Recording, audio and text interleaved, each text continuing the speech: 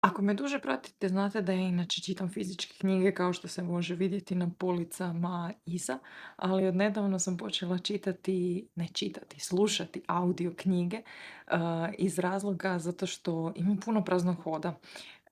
I na taj način zapravo volim iskoristiti vrijeme uz dobru knjigu tijekom vožnje, tijekom šetnje, pogotovo tijekom kućanskih poslova, a ponekad i prije spavanja.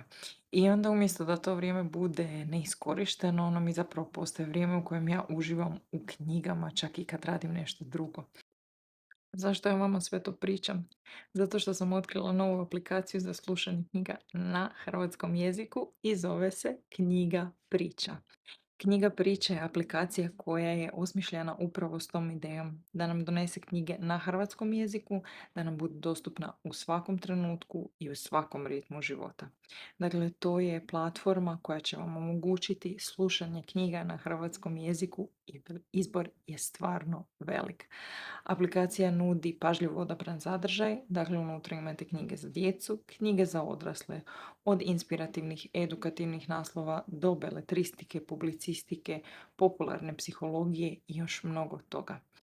U svijetu koji stalno traži pažnju, knjiga priča vraća fokus na sadržaj, a glasi na priču. Jer ponekad je dovoljno samo staviti slušalice i pustiti da vas knjiga pronađe.